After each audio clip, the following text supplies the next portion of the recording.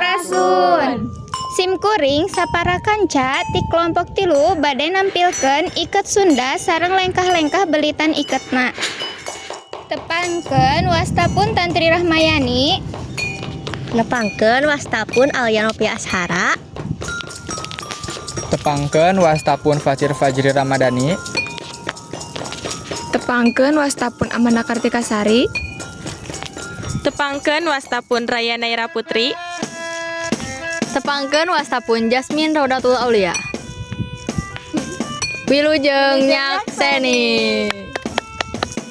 Iket nyaeta lawon pasagi anu dipake ku lalaki Sunda pikeun nutupan sirah. Iket kaasup kana bagian tina pakaian adat Sunda anu geus aya ti jaman karuhun.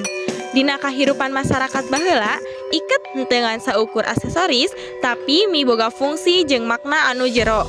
Fungsi iket nyaeta kahiji, lambang harga diri lalaki Sunda, kadua, simbol tanggung jawab, katilu, pelindung sirah tina panas jeung hujan, kaopat, tanda status sosial dina mangsa baheula.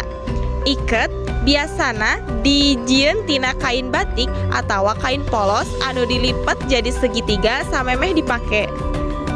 Iket julang ngapak mangrupakeun salah sahiji model iket Sunda anu pangpopulerna. Model ieu loba dipake dina acara adat, pagelaran seni rupa, upacara sakola jeung kagiatan budaya Sunda sejenna.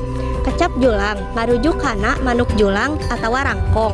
Sedengkeun ngapak hartina ngapakeun jangjang atawa mebetkeun jangjang. Jadi julang ngapak miboga harti manuk julang anu keur ngapung bari jangjangna meber. Ciri khasna bentukna siga jangjang manuk anu keur ngapung. Kadua, aya lipetan anu nangtung di luhur. Filosofina ngalambangkeun kawani, sumanget luhur, jiwa kapamimpinan, kabebasan dina mikir jeung meta. Kain ditilep juru tilu.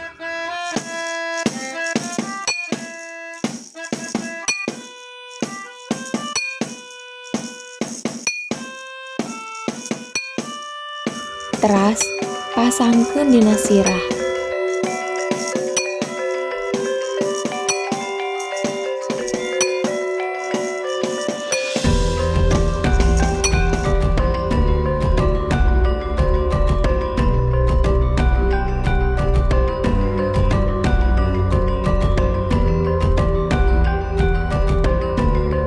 Tarik dua tungtungna ka tukang sarta iket sing pageuh.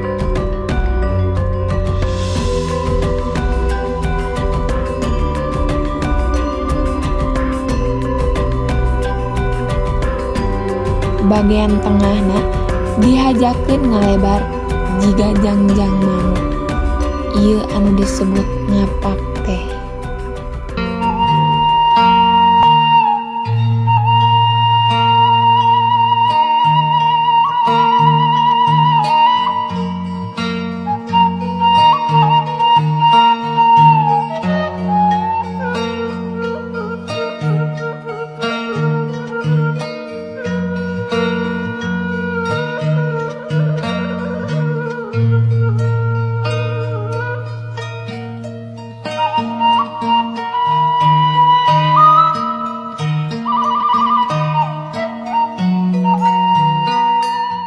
Jadi, kasimpulanana, iket Sunda mangrupakeun salah sahiji warisan budaya anu miboga ajen sajarah jeung filosofi anu jero. Iket henteu ngan saukur hiasan sirah, tapi oge lambang harga diri, tanggung jawab, jeung jati diri lalaki Sunda. Salah sahiji model anu kawentar nyaeta iket julang ngapak, anu ngalambangkeun kawani, sumanget luhur, jiwa kapamimpinan, serta kabebasan dina mikir jeung meta. Salianti eta, cara belitanana oge ngabutuhkeun katekunan jeung keterampilan. Kukituna, iket Sunda mangrupakeun bagian penting tina budaya anu kedah dijaga jeung dilestarikeun. Sarana nyaeta, salaku generasi ngora, urang kedah hiji ngajaga jeung ngamumule budaya Sunda sangkan henteu leungit ku kamajuan zaman. Nu kadua, diajar sarta nyobian make iket dina acara adat atanapi kagiatan sakola. Tilu, teu izin kanggo pakaian adat Sunda salaku wujud kareueus kana budaya sorangan. Sakitu ada di pikatur. Hapunten bila aya kalepatan. Hatur nuhun kana perhatosanana.